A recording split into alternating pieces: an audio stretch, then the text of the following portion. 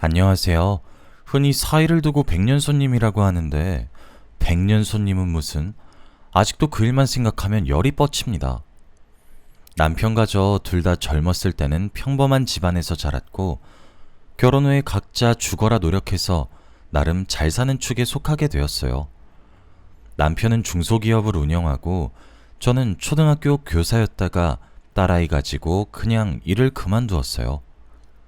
저희 부부는 서로 금슬도 좋았는데 한동안 아이가 안 생겨서 소가리를 많이 했었습니다. 그러다가 지금의 딸아이가 조금 늦게 찾아와 주었죠. 남편과 저 둘 다 정말 기뻐했습니다. 늦은 나이에 한 임신이어서 그랬는지 딸아이는 태어났을 때부터 몸이 좀 약했어요. 평균 체중에 못 미치는 미숙아로 태어나서 한동안 인큐베이터에 있었죠. 그 작고 어린아이가 아파하는 걸 보니까 제가 대신 아프고 싶을 정도로 속상했어요. 지금은 남들만큼 건강하게 잘 살고 있어서 다행이네요. 아무튼 어렵게 가진 아이인데다가 몸까지 허약했었기 때문에 남들이 보면 극성이다 할 정도로 남편도 저도 딸 사랑이 지극했습니다. 딸아이가 하고 싶다는 거 무조건 할 수 있게 해줬고 먹고 싶은 거 갖고 싶은 거 다 사줬어요. 이러면 애벌은 나빠진다고 주위 어른들이 꾸중도 하셨는데 버릇은 나빠도 되니까 제발 건강하고 행복하게만 자라줬으면 했죠.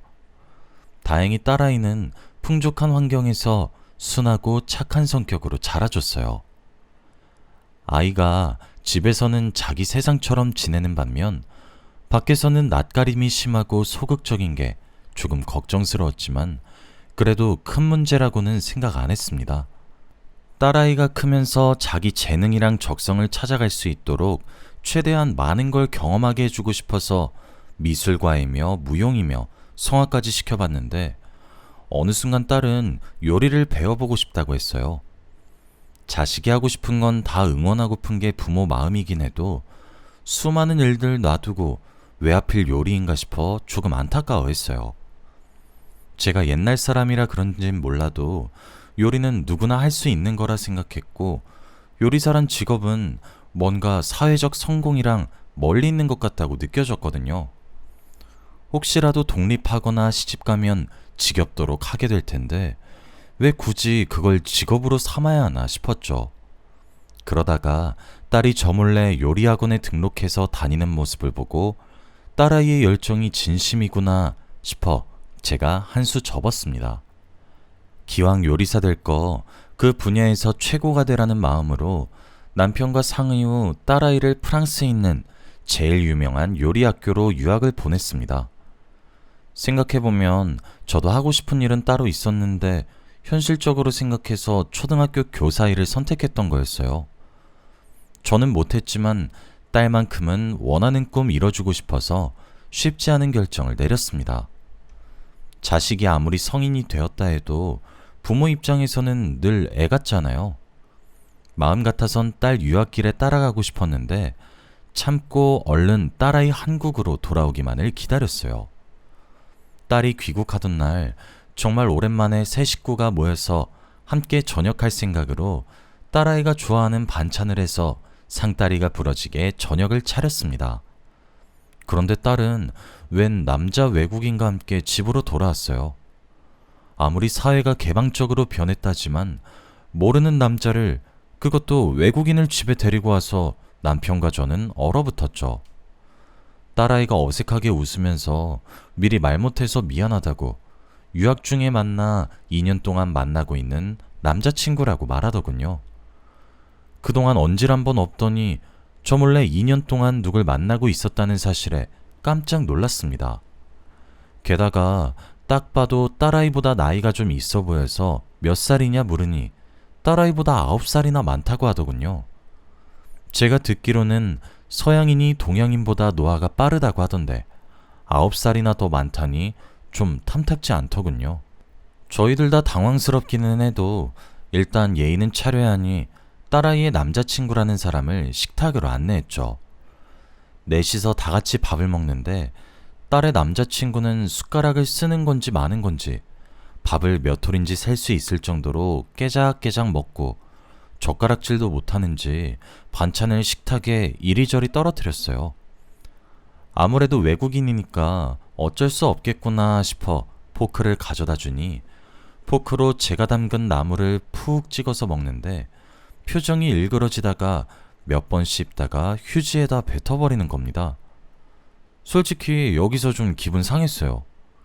아무리 외국인이라 쳐도 밥상에서 지킬 예절은 어느 나라나 다 비슷할 거 아닌가요? 최소한 밥 먹다가 그걸 만든 사람 앞에서 뱉는 게 예의 바른 행동이라고 가르친 나라는 없겠죠. 혹시나 제 나물이 문제인가 의심하는 분들도 계실 것 같은데 나물은 괜찮았어요. 남편도 딸아이도 다 잘 먹었거든요.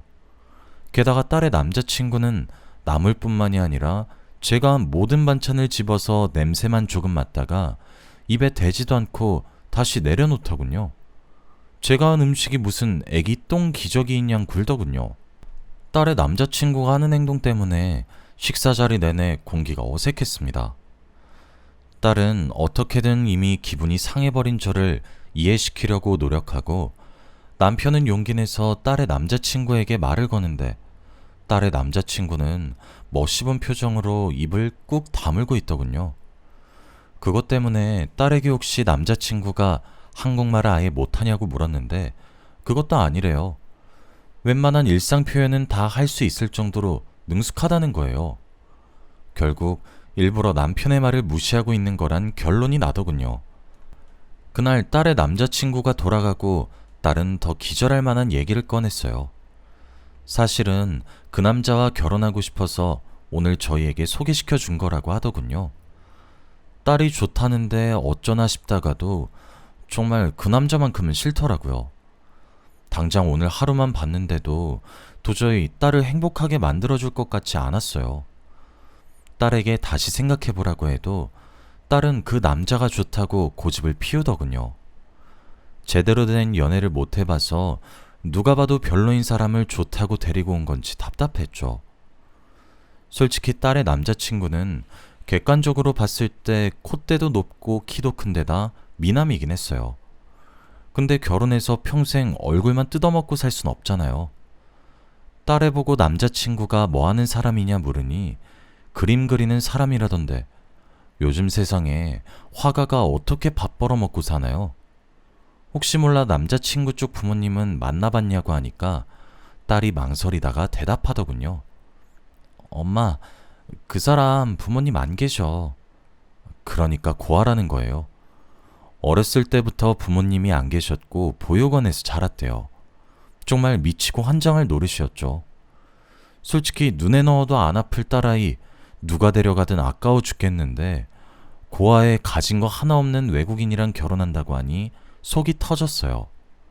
그나마 남편은 저보고 진정하라고 아직 한 번밖에 안 만나보지 않았냐고 몇 번 더 보고 판단해도 늦지 않다고 말하더군요. 사실 몇 번을 만나봐도 첫인상과 조건이 너무 별로라 시간 낭비나 다름없을 것 같았어요. 몇 번을 만나든 전 무조건 반대할 생각이었습니다.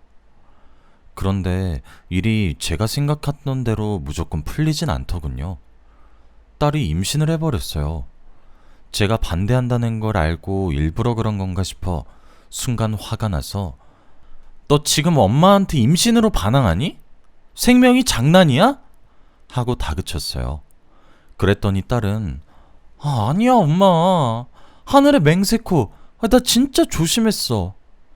이상하다. 이럴 리가 없는데. 이렇게 말하면서 자기도 당황해하더군요. 거짓말인 것 같진 않았어요. 이미 생겨버린 생명을 어찌할 수 없는 노릇이라 결국 동네 창피하지 않게 울며 겨자 먹기로 딸아이의 결혼을 서둘렀습니다.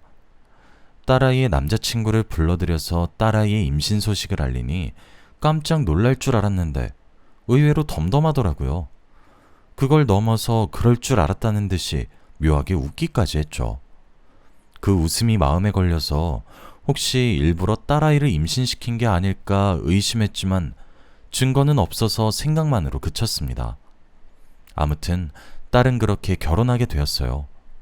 결혼식 날 딸이 아까워서 어찌나 울었는지 모르겠습니다. 남편이 그만 좀 울라고 모르는 사람이 보면 초상집인 줄 알겠다고 할 정도로 많이 울었죠. 결혼하고 아이 낳을 동안은 딸의 부부를 저희 집에서 데리고 살기로 결정했습니다. 임신하는 바람에 주방에서 일하는 건 위험하니까 직장에 다닐 수도 없을 거고, 그렇다고 사위가 이렇다 할 경쟁력이 있는 것도 아니었으니까요. 아무래도 딸애가 서둘러서 결혼한 데다 상대가 외국인이다 보니 주변에서 많이 궁금해했는데, 체면이 있어서 차마 사실대로는 말 못하고 사위는 프랑스에서 유명한 갤러리를 운영하는 예술가라고 대충 둘러댔어요. 하지만 예술가는 개뿔. 사위는 딸과 결혼하고 아무런 경제활동도 안 했고 그림도 그리지 않았어요. 나중에 알고 보니 그림도 말이 좋아 그림이지, 관광지 같은 데에서 푼돈 받고 사람들 초상화 그려주는 일로 겨우 벌어먹고 살았다 하더군요. 사위는 이대로는 안 될 것 같았는지 남편과 제게 앞으로 진지하게 그림을 그려볼 생각이라고 말하더군요. 뭐 아무것도 안 하고 백수건달처럼 지내는 것보다야 뭐든 하는 게 좋겠다고 좋게 말해주긴 했는데, 다음 말이 압권이었습니다. 그림을 그리려면 작업실이 필요하다고 아파트를 하나 해달라는 겁니다. 너무 뻔뻔하게 요구해서 진짜 한 대 걷어 차주고 싶을 정도였는데, 어쨌든 나중에 아이 낳으면 딸과 사이도 분가하긴 해야 할 테니 그거 생각해서 남편이 가지고 있던 40평짜리 아파트 하나를 증여해 줬습니다. 그렇게 자기 인생에 욕심 많던 딸아이는 임신해서 아무것도 못하고 있는데, 지가 뭐 예쁘다고 아파트까지 달라는 사위 신부가 괘씸했죠. 딸아이 출산을 앞둔 어느 날 미리 축하하는 셈치고 사위도 포함해서 온 가족이 레스토랑에서 밥을 먹고 있었습니다. 그런데 테이블 위에 올려둔 사위폰에 전화가 걸려왔죠. 화면을 보니 국제전화였는데 그걸 본 사위의 표정이 묘하게 굳는 겁니다. 딸아이도 사위를 보고 "웬 국제전화? 당신 친구나 뭐 아는 사람 아니야?" 하고 묻는데, 사위는 의심스러울 정도로 손사래를 치면서 "에이, 나한테 전화할 사람 없어" 하면서 전화기를 아예 뒤집어서 전화를 무시하더라고요. 이때 뭔가 사위가 의심스럽단 촉이 왔는데, 이후로는 별다른 일이 없어서 자연스럽게 까먹게 됐네요. 딸은 아주 예쁜 여자아이를 낳았어요. 혼혈이 예쁘긴 예쁘더라고요. 갓난아기인데도 쌍꺼풀이 짙고 속눈썹이 진하고 길어서 나중에 커서 남자 여럿 울리게 생겼더라고요. 처음에는 딸아이 임신이 반갑지 않았는데 막상 태어난 손녀를 보니 너무 예뻐서 제가 계속 안고 다녔어요. 근데 사위는 태어난 자기 딸을 보고도 몇 번 대충 안아주고는 말았어요. 딸이 태어나고 집에 돌아온 후에도 사위는 그 잘난 예술한답시고 거의 하루 종일을 작업실에 틀어박혀 있었고, 어떨 땐 집에 안 들어오는 날도 있었습니다. 모든 육아는 딸아이가 독박으로 뒤집었었죠. 딸이 집에만 머물면서 손주를 돌보고 하니까 자기 인생이 너무 지루한 것 같다면서 아이가 밉진 않은데 솔직히 너무 답답하다고 제게 털어놓더군요. 그래서 기분 전환할 겸 손녀는 내가 볼 테니 딸 보고 친구도 만나고 외출도 다녀오라고 했어요. 그런데 딸이 오랜만에 친구 만난다고 외출한 사이에 사위가 집으로 돌아와서 딸이 없는 걸 확인하자 저보고 신경질을 내는 거예요. "장모님, 유진이 어디 갔어요? 아니, 애 엄마가 애는 안 보고 대체 어디 간 거예요?" 외국인이라 한국보다 더 개방적일 줄 알았는데 사위를 보니 꼭 그렇지만도 않더군요. 제가 사위에게 "아니, 애 엄마라고 친구 못 만난다는 법이 어딨냐? 걔도 오죽 답답했으면 그랬겠어. 해난 내가 돌볼 테니까 나가서 바람 쐬고 오라고 했어" 라고 말하니까 사위는 맘에 안 든다는 표정을 하고 다시 뒤를 돌아 집을 나가더군요. 결혼한 지 얼마나 됐다고 사위는 아예 상전처럼 굴었죠. 처음에는 이 정도였는데 갈수록 딸을 향한 사위의 의처증이 심해지더라고요. 거의 10분에 한 번씩은 전화와서 딸이 어디 있는지 확인하고, 그걸로는 못 믿겠다면서 아예 뒤에 배경까지 나오게 사진도 찍어서 보내라고 했죠.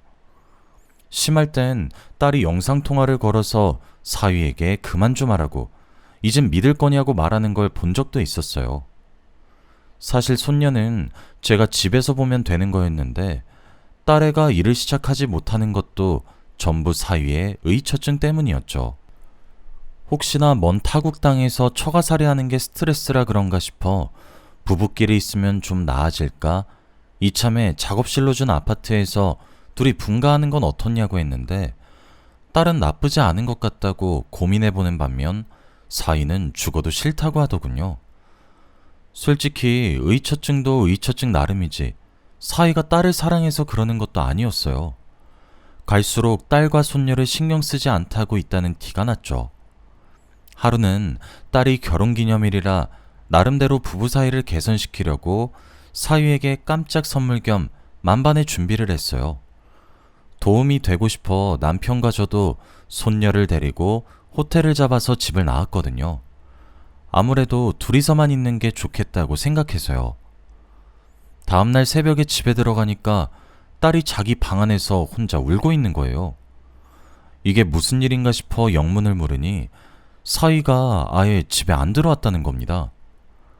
아무리 그래도 그렇지 10년, 20년 같이 산 부부도 아니고 어떻게 결혼기념일을 깜빡할 수가 있나요? 알면서도 집에 안 들어왔으면 그건 더한 놈이고요. 도저히 이놈을 용서할 수가 없어서 그 길로 딸과 함께 바로 사위가 있을 것 같은 작업실로 향했습니다. 꼭두 새벽이라 아직 자고 있나 싶어 따로 초인종은 안 누르고 들어갔어요.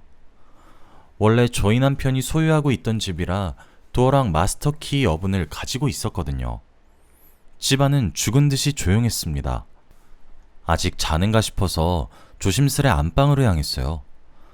더블베드에 이불을 덮고 누워있는 형체가 보이길래 순간 딸은 상심했는데 이놈은 속 편하게 퍼질러 잠이나 자는구나. 그동안의 울분이 쌓여 이불을 휙 집어던졌습니다. 그리고 딸과 저 둘 다 못 볼 꼴을 보고야 말았어요. 사위는 어떤 여자와 함께 있었어요.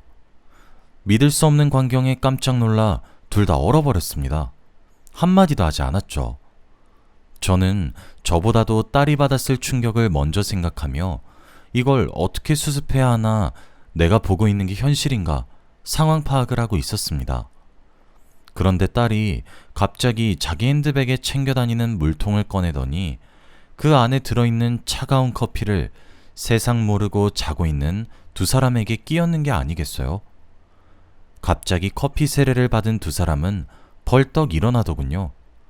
사이놈은 자기 눈앞에 저희 모녀가 서 있으니 눈만 뜨고는 아무 말도 못하고 그 옆에 여자는 상황 파악을 덜 됐어도 창피한 건 아는지 뒤로 몸을 숨기더군요. 그동안 순하고 화 한 번 제대로 못 내던 여린 딸이 그렇게 언성을 높여 소리 지르는 건 처음 봤어요. 이 미친놈아, 너 대체 뭐하는 놈이야? 집에서 너 기다리는 와이프랑 애 생각은 안 나든? 그동안 가진 거 없는 놈 우리 집 재산으로 먹게 살게 해줬더니 이딴 식으로 뒤통수를 쳐? 그런데 그 말을 들은 여자가 영문을 모르겠다는 표정으로 사위에게 이게 무슨 소리야 오빠? 나보고 미혼이라고 했잖아. 근데 이 사람들은 뭐야? 라고 되묻는 겁니다. 딱 봐도 사위놈이 결혼한 사실을 숨기고 외도한 것 같더군요. 가지가지 한다 참. 딸은 헛웃음을 한번 짓고는 분이 풀리지 않는지 작업실이 있는 방으로 가서 사위놈이 그린 그림을 다 찢어서 던져버리더군요. 그 소리를 들은 사위놈이 헐레벌떡 달려가서 딸을 붙잡고 이성적이지 못하게 이게 뭐하는 짓이야. 그림은 가만히 냅둬 제발 하고 말리는데 그 순간 딸이 갖가지 색상의 물감을 사위놈 얼굴에 쭉 짜버리더군요. 이성은 얼어 죽을 이성. 그래서 넌 이성적으로 바람폈냐? 딸은 더 난리를 쳐놓으려다가 제가 더 이상 사위놈 꼬라지 보고 있기도 싫어 끌고 나왔어요. 딸과 함께 집 가는 차 안에서 한마디도 안 하다가 집 도착하자마자 딸이 절 붙잡고 펑펑 울더군요. 곱씹어 생각해도 너무 황당하고 이런 경우 없는 일이 다 있나 싶어 욕도 안 나오는데 그런 와중에도 딸이 제일 안쓰러워 저까지 눈물이 터져 나왔어요. 소식을 듣고 분개한 남편이 당장 아파트에서 사이놈 내쫓고 자기랑 친분 있는 법조인 소개해서 소송을 준비했어요. 그나마 다행인 건 아파트를 증여할 때 혹시 몰라 명의를 딸 이름으로 해놔서 아파트 건은 처리하기 쉬웠다는 거죠. 그리고 사위와 함께 있던 그 여자에게서 저희 번호는 어떻게 알았는지 나중에 연락이 오더군요. 알고 보니 그 여자도 나름 있는 집 딸인데 사이놈이 결혼 사실을 숨기고 만나서 자기는 맹세코 자기가 불륜을 하고 있는지도 몰랐다고 하면서 사과하더군요. 게다가 이 아가씨는 또 사이한테 잠시나마 진심이었는지 나름 결혼까지 생각하고 있었는데 배신당한 거여서 저희 딸만큼이나 도끼를 가득 품고 그놈이 이 나라에서 고개 못 들고 살게 해주자고 제게 말하더군요.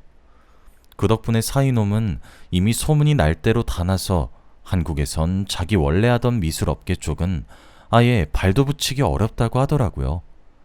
사실 워낙 실력이 없어서 굳이 앞길에 회방 안 놓아도 알아서 망할 것 같지만요. 그리고 그 아가씨가 전해준 말로는 또 사위놈이 사실 고아가 아니었다고 하더라고요. 본국에 부모가 있긴 한데 워낙 가난한 집이라 아예 없는 척 동정심을 사려고 저희에게 거짓말을 친 것 같더라고요. 뭐 이딴 천하의 불효막심한 놈이 다 있나요? 가난하고 부유하고를 떠나서 있는 부모를 죽은 사람, 없는 사람 취급하다뇨. 알면 알수록 사이놈 인간 덜 됐구나 느꼈습니다. 딸은 그 이후로 씩씩한 척을 하긴 해도 손녀를 혼자 키우게 된 데다 손녀를 볼 때마다 사이 생각이 나는 건 어쩔 수가 없으니 딸이 받는 정신적 충격을 걱정했는데 너무 큰일을 겪어서 그런지 오히려 저보다 담담하게 상황을 잘 헤쳐나가더군요.